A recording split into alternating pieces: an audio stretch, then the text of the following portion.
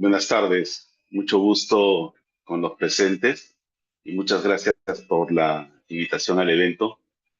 Eh, bueno, sí, mi labor como pediatra se dedica básicamente a la atención de recién nacidos. Es mi día a día y espero que con la información que les pueda dar el día de hoy les sea útil para dar un enfoque o pues tener una información necesaria para resolver algunas condiciones propias de esta edad, ¿no? No sé si pudieras compartir algunas de las láminas con información que he preparado para el día de hoy, por favor.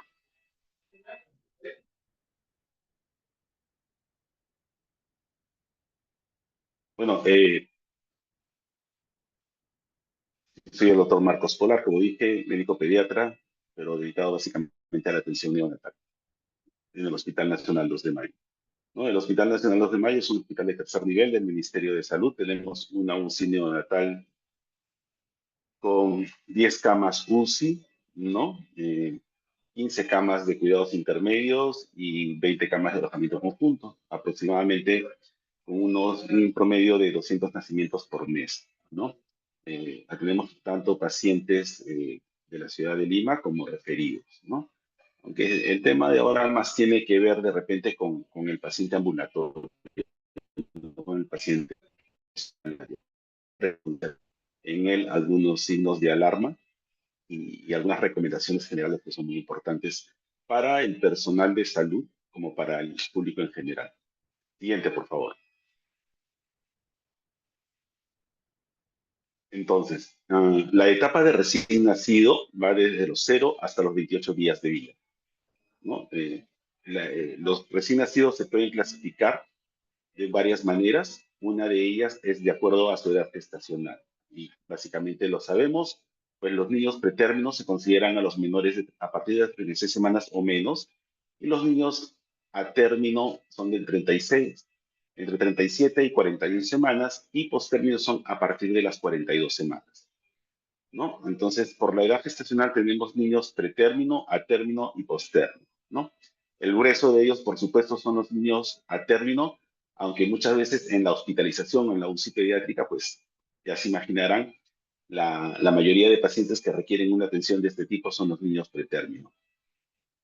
Los niños o los recién nacidos también se pueden clasificar de acuerdo a su peso al nacer. Como bajo peso al nacer, al menor de 2,5 kilos, ¿no? Macrosómico al que pesa más de 4 kilos, pero también pueden ser categorizados de acuerdo a la relación entre su peso y la edad gestacional, ¿no? Entonces tenemos los bebés adecuados para la edad gestacional, pequeños para la edad gestacional o grandes para la edad gestacional. Este tipo de clasificación y definiciones creí que de todas maneras era importante porque algunas de ellas están asociadas a condiciones de riesgo en el recién nacido. En la charla de hoy, básicamente, por la brevedad del tiempo, nos vamos a referir al niño a término, de buen peso y adecuado para la edad gestacional, ¿no? De repente, si en las preguntas sale algo en particular que quieran conocer acerca de ustedes del recién nacido pretérmino, macrosómico o posttérmino, pues gustosamente las resolveré. Pero básicamente nos vamos a referir al niño a término y adecuado para saber un poquito de su fisiología normal y poder, a partir de eso, conocer y reconocer algunos signos de alarma. Siguiente, por favor. Entonces, en el escenario ideal, ¿no? Como aquellas noticias que salen, pues de repente cuando pensamos en un bebé, el ideal es pensar en un bebito sonrosado, feliz, ¿no? Que todo el mundo disfruta de él, pero muchas veces, como dicen, la realidad a veces es diferente, ¿no? Y podemos tener un niño con llanto, el cual presenta algunos signos y síntomas que no sabemos si son normales o no, y que nos pueden crear mucha angustia si no abordamos el problema adecuadamente, ¿no? Entonces, ¿qué son los signos de alarma? Los signos de alarma son las características clínicas que tiene un paciente y que pueden significar un riesgo inminente, que si están presentes pueden significar un riesgo inminente para su vida y su salud, ¿no? Pueden corresponder estos signos de alarma a una entidad, es decir, a una enfermedad o a una condición de rápido agravamiento, ¿no?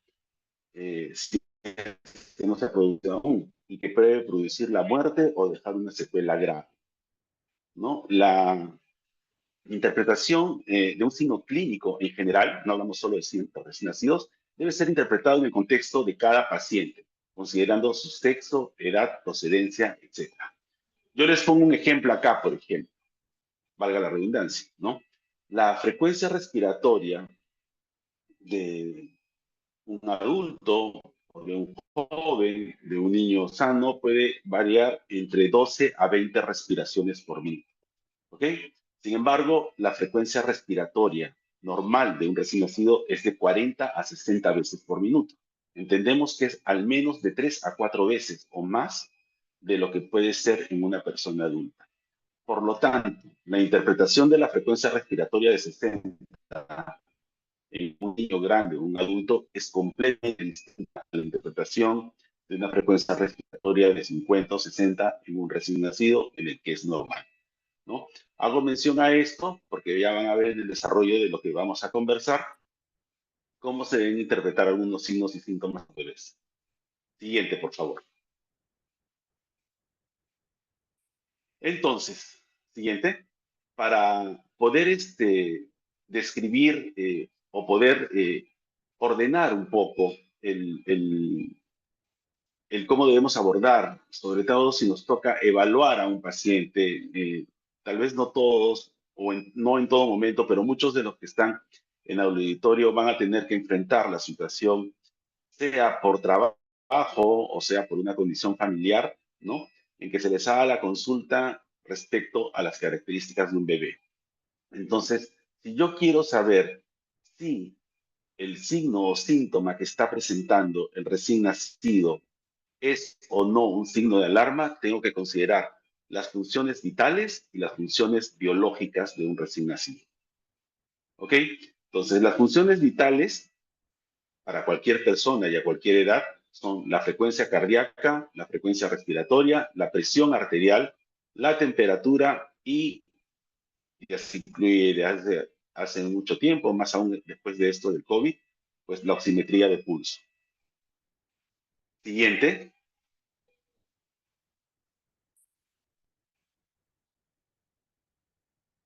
Daniel, Juan Daniel. Y en cuanto a las funciones biológicas, eh, se mencionan que son hambre, sed, sueño, ¿no? Orina, deposiciones y cabe mencionar también el peso y la talla, ¿no? Entonces, retrocedamos, por favor, en la imagen anterior. En cuanto a las funciones vitales, cuando mencioné la frecuencia cardíaca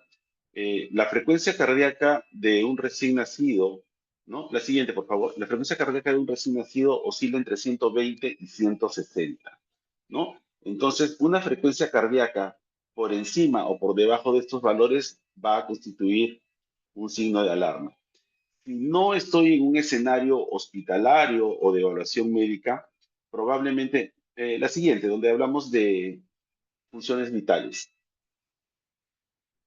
donde tendría que yo de repente preguntarme en qué condiciones puedo sospechar que la frecuencia cardíaca esté elevada o qué manifestaciones clínicas puede tener, ¿no?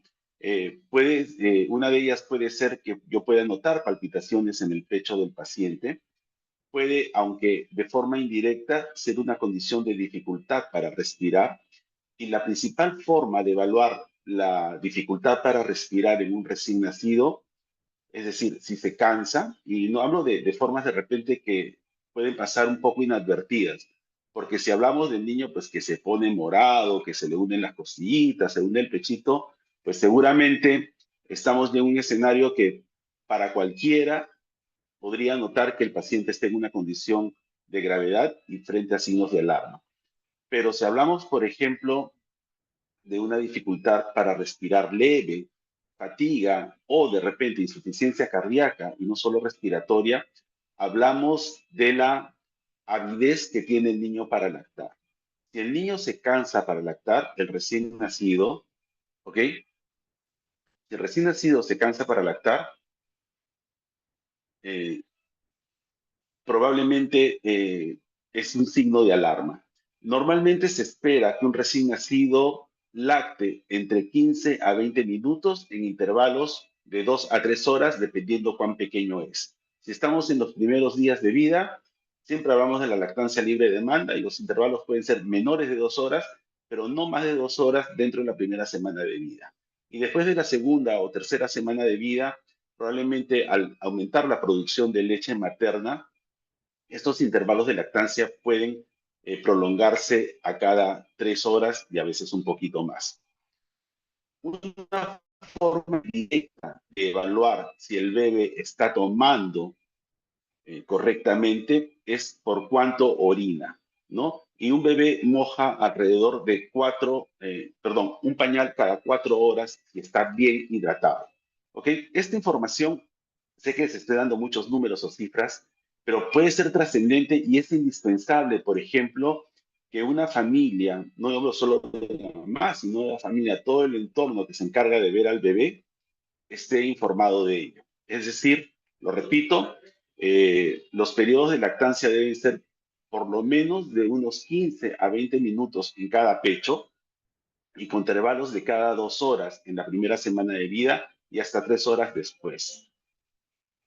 Y la frecuencia con la que deben mojar pañales eh, es de cada 4 horas. ¿Por qué digo que esto es importante o por qué he considerado mencionárselo esto? Porque la principal complicación de los recién nacidos sanos, ¿no? Y que se van a su casa, que han tenido un nacimiento completamente normal, el bebé lloró fuerte, estuvo con su mamá, lactó, pasó todas las evaluaciones médicas de rutina en sus primeras 24, 48 horas de vida en el hospital y se fue a la casa. Sin embargo, siendo un niño completamente normal, solo la condición de ser recién nacido es una condición de riesgo para la vida porque estamos en una etapa de la vida en la que somos muy frágiles. Y la principal complicación de los recién nacidos sanos justamente es la deshidratación. Y la deshidratación muchas veces tiene que ver, ¿no? Con una mala técnica de lactancia o con una mala información en las mamás respecto a cómo deben darle de lactar a sus bebés. Entonces la mamá puede estar feliz de que su bebé pues duerme 4 o 5 horas y pues llega al control de la consulta al segundo o tercer día, muy contenta, ella tranquila, y tenemos un bebé que está deshidratado, ha bajado mucho de peso y podría tener algunas complicaciones respecto a ello. ¿Ok? ¿Puedes avanzar la- las diapositivas una más, por favor? Correcto, estábamos ahí. No, no, la anterior, la anterior. Entonces, estábamos hablando que en las funciones vitales habíamos mencionado que la frecuencia cardíaca era entre 120 y 60 y ya habíamos mencionado antes que la frecuencia respiratoria era entre 40 y 60. ¿Ok? Y ¿cuáles son los signos de alarma que se pueden presentar en relación a la alteración de estas funciones vitales? Podemos tener disnea o cansancio, que lo hemos mencionado básicamente que se da porque el niño no termina de lactar. Es el niño que a los pocos segundos o al minuto se cansa y no puede seguir lactando. Es el niño que quiere lactar y no puede porque se cansa, comienza a ponerse moradito o respira con más rapidez, ¿no? La presión arterial sí va a ser, de hecho, pues una valoración que se va a tener que hacer en el medio hospitalario. Si bien muchos contamos con tensiómetro en la casa, pues, pero es evidente que el manguito que se usa para medir la presión en casa no es el que sirve para medírsela a un recién nacido.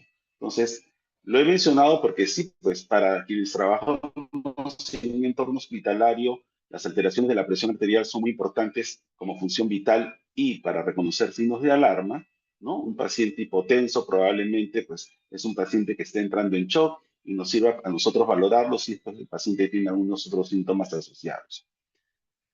Sin embargo, para hablar de todos los entornos, hablemos de otras funciones vitales, por ejemplo, de la temperatura. Fiebre, ¿no? Que es lo que principalmente preocupa y tal vez sea también uno de los principales motivos de consulta a emergencias de los niños en todas las edades, incluidos los recién nacidos.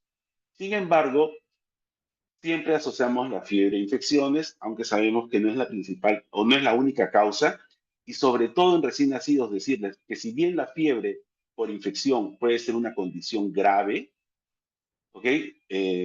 La principal causa de fiebre o hipertermia en recién nacidos no son necesariamente las infecciones. La principal causa de fiebre e hipertermia en recién nacidos son el sobreabrigo y la deshidratación. Y regresamos a lo que mencionamos hace algunos instantes, ¿no? La importancia de reconocer que un bebito esté lactando bien, cuánto tiempo debe durar la lactancia y si esta fue eficiente, porque lo valoramos a través de cuánto orina. Entonces, la principal causa de fiebre es exceso de abrigo y deshidratación, ¿no? Pero por supuesto que también tenemos que considerar las infecciones. Por lo tanto, si tenemos un niño con fiebre y la valoración de la fiebre es la misma a cualquier edad, no es que el valor, a diferencia de la frecuencia cardíaca, respiratoria o presión arterial, que tiene valores distintos a las distintas edades, la temperatura es una sola para calificar fiebre eh, a cualquier edad, ¿no? Entonces, fiebre es más de 38 grados, aunque la temperatura habitual es entre 36,5 y 37 grados. Si el niño tiene más de 37 grados y no llega a 38, pues decimos que es hipertermia, no necesariamente que es fiebre. Y lo primero que hay que considerar es exceso de abrigo o deshidratación. Y la deshidratación muchas veces asociada a una mala técnica de lactancia. Y por último, la oximetría de pulso. Eh, de repente para los médicos pediatras o neonatólogos, considerar algunas valoraciones de oximetría de pulso en recién nacidos que son prematuros, si no son prematuros, son distintas de otras edades, pero en general también consideramos para los niños que un valor de oximetría óptimo debe ser por encima del 94%, ¿no?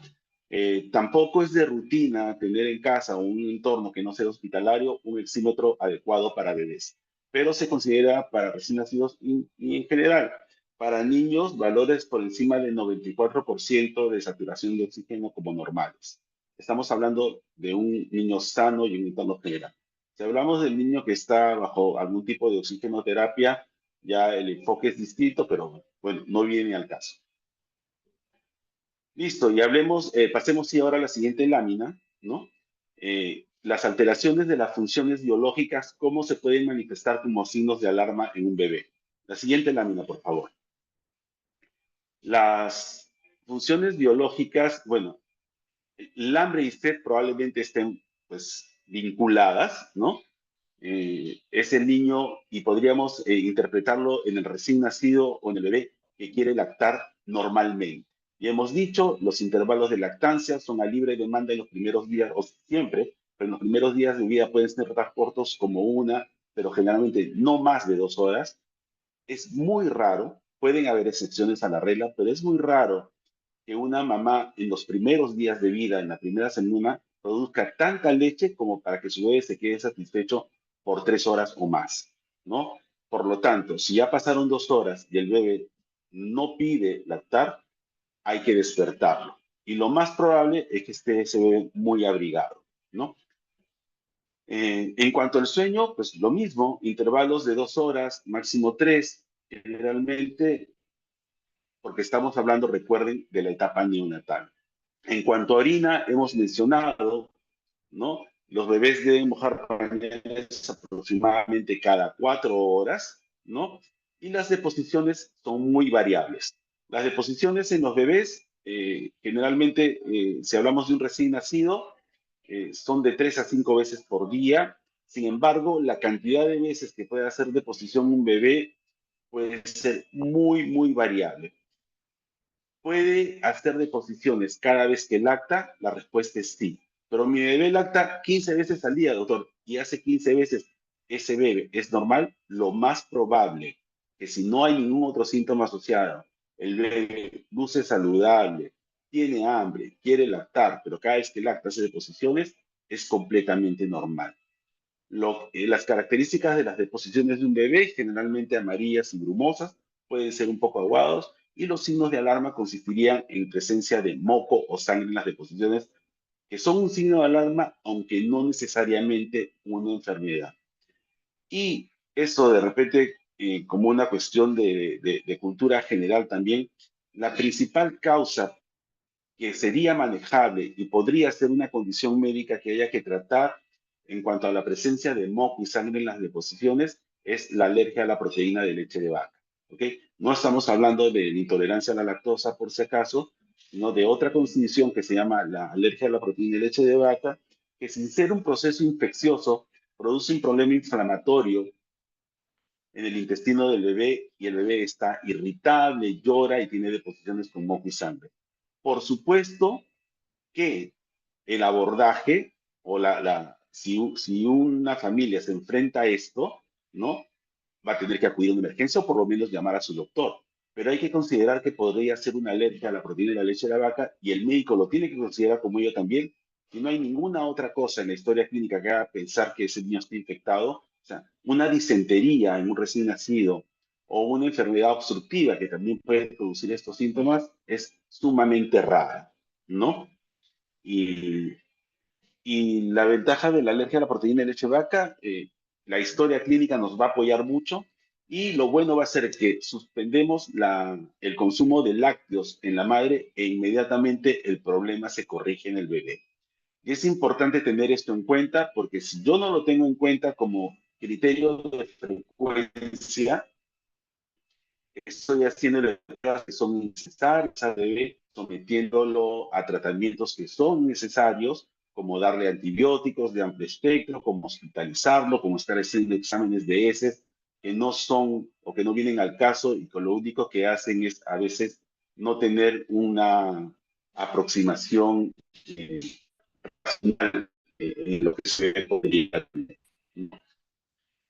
Y por último, para comentarles, pues, es una talla, pues, son parte esencial del control de un bebé sano, ¿no? Quienes tienen un bebé, pues porque son padres o porque acompañan o porque hay un bebé en casa o son los padrinos o de un familiar, se dan cuenta, pues, una de las principales tareas en la consulta de control de un bebé y una de las principales expectativas de la familia es justamente el control del peso y la talla. Y si hablamos de justamente la falta de ganancia de peso, podría este ser un signo de alarma. El exceso del peso como signo de alarma probablemente no sea algo que me indique una emergencia, una condición de riesgo en su vida, pero es algo en lo que los médicos pediatras y neonatólogos debemos cada vez más cuidado en prevenir, excepto y que debería ser la mayoría de casos, se produzca a expensas de lactancia materna exclusiva.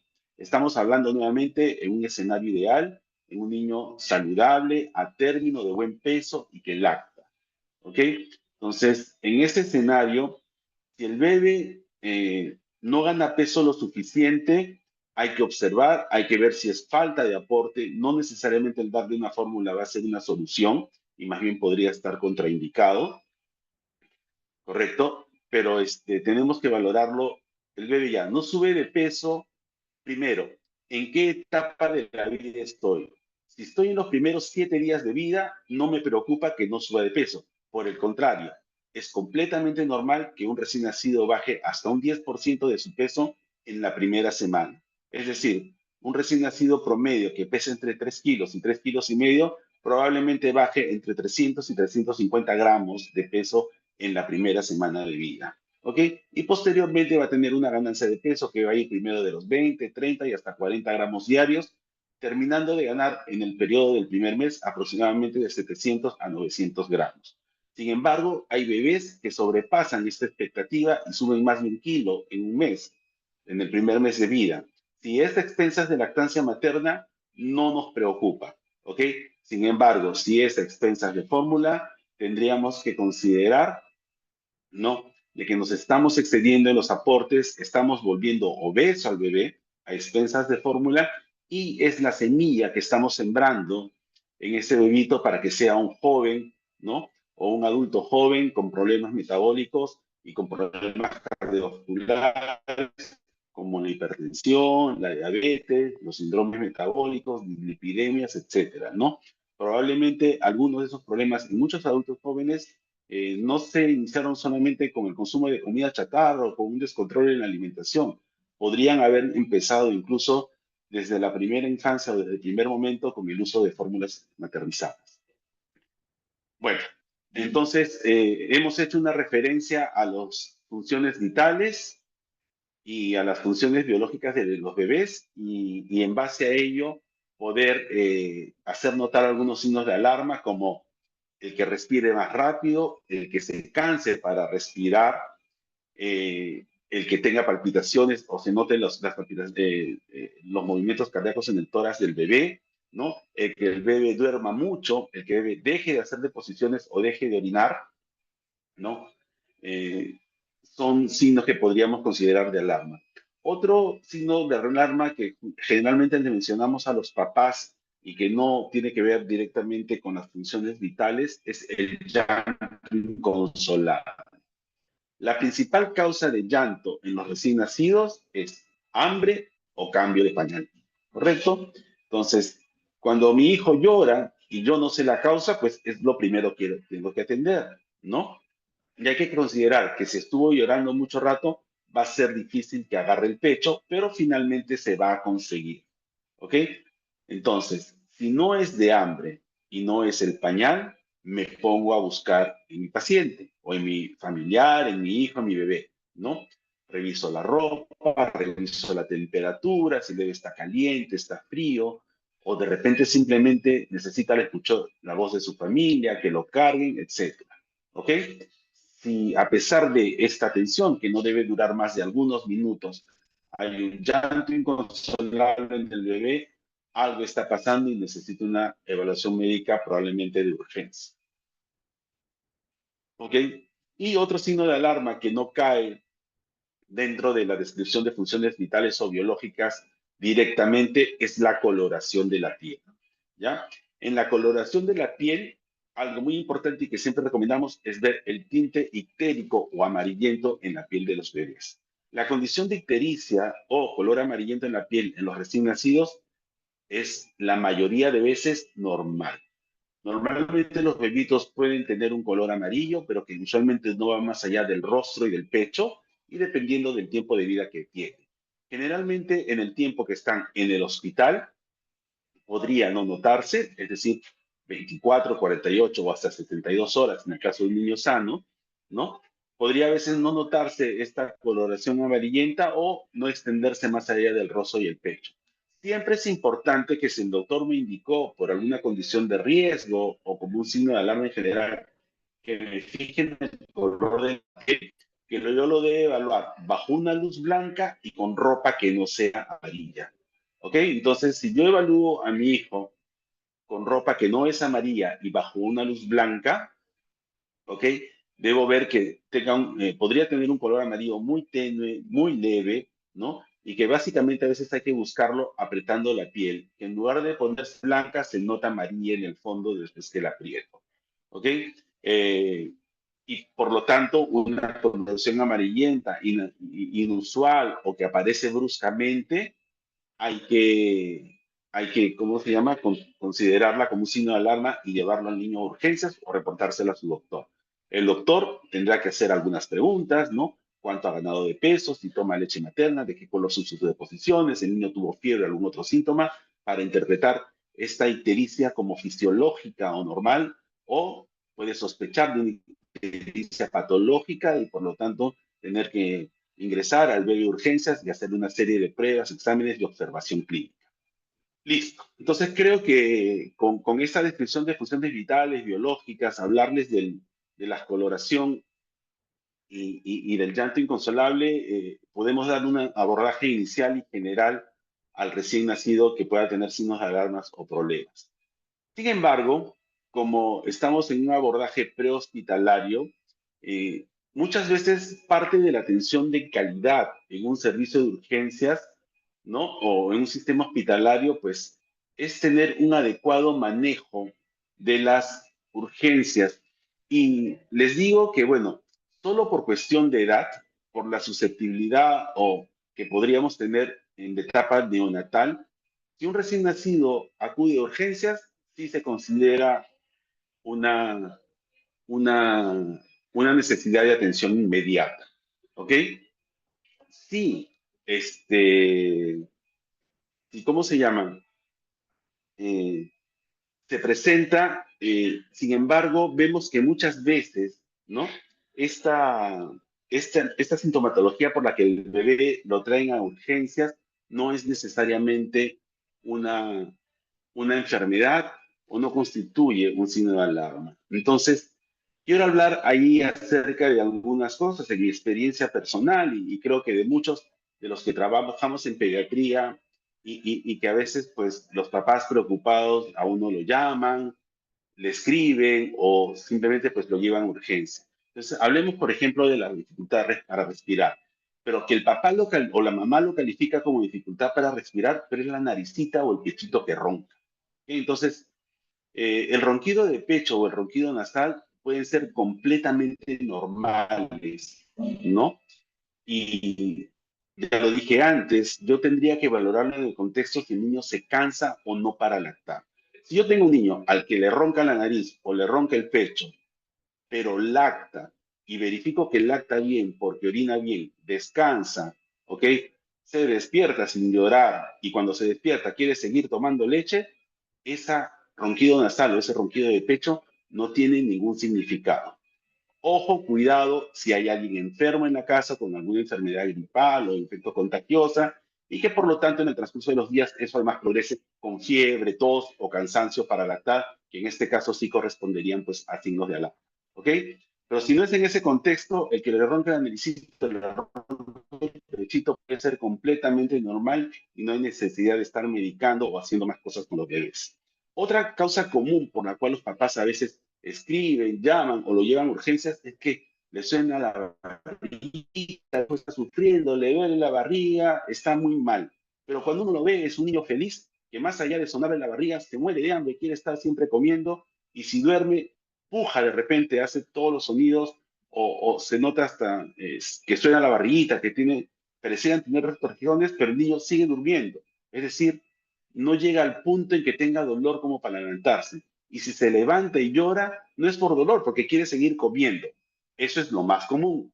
Entonces, si yo tengo un niño que puja, tiene hipo, tiene gases, pero tiene hambre y quiere seguir comiendo o descansa sin levantarse, ¿ok? Está bien completamente normal.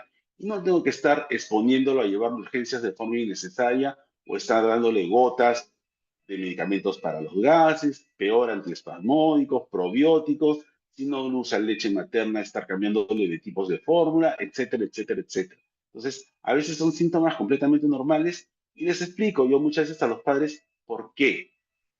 A ver, no hay otra etapa de la vida, creo que ni la adolescencia, en la que crezcamos tanto.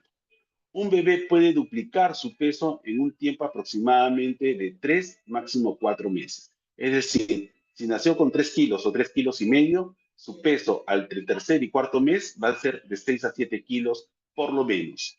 ¿Ok? Entonces, yo les pongo un ejemplo conmigo mismo, ¿no? Le digo, mire, yo peso 80 kilos.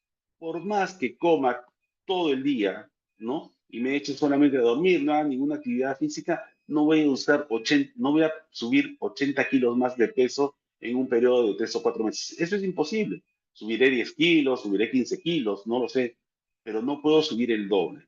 En cambio, un recién nacido o un ser humano en esta primera etapa de la vida puede duplicar su peso en un periodo de más o menos 3 a 4 meses. ¿Y qué se necesita para crecer con esa velocidad?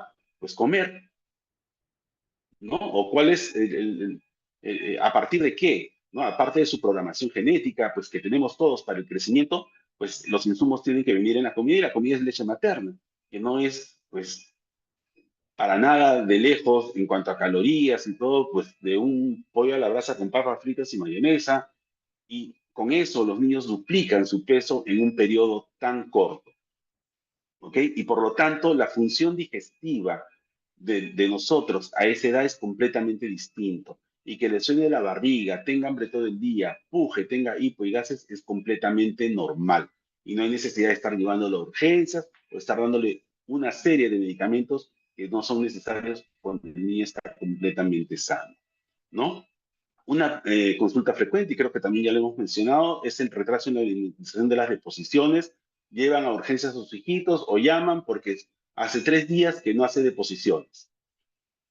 Ya les dije hace un rato, si el niño, ok, lacta bien, ¿no? Luce saludable, ¿ok? Si no hace deposiciones, si estoy en los primeros días de vida, y hablo de las primeras semanas o los primeros 5 días, podría preocuparme. ¿Por qué? Porque ese retraso en la eliminación de deposiciones podría significar un poco aporte de leche, pero seguramente que ese niño además también orina poco, ha bajado mucho de peso, está histérico, amarillo y probablemente tenga hasta fiebre, ¿no? Entonces, es un contexto completamente diferente a que me digan, mi hijo no hace 3 días de posiciones y es un niño sonrosado, risueño, que duerme, que se muere de hambre y que orina un montón, ¿ok?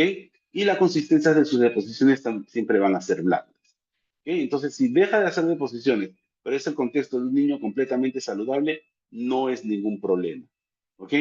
Y ya hemos mencionado, pues, la ictericia o color amarillento de la piel, ¿no? Otros colores de la piel que de repente nos puedan preocupar es que el niño esté muy rubicundo, es que de un color rojo muy intenso, ¿no? Que esté moradito, es decir, que tenga cianosis, ¿no? O una palidez marcada. También podrían ser signos de alarma o condiciones en la valoración de un bebito que puedan llamar la atención y necesiten de consulta. Listo. Bueno, he querido ser breve con mi exposición. Eso sería todo. Para que si pues alguno desea, pues pueda hacer alguna pregunta, ¿no? En la que yo lo pueda ayudar o por el contrario, pues si no hay preguntas, pues terminamos más rápido y de repente necesitamos un pequeño espacio de descanso. Pero ahí los dejo. Gracias por la oportunidad.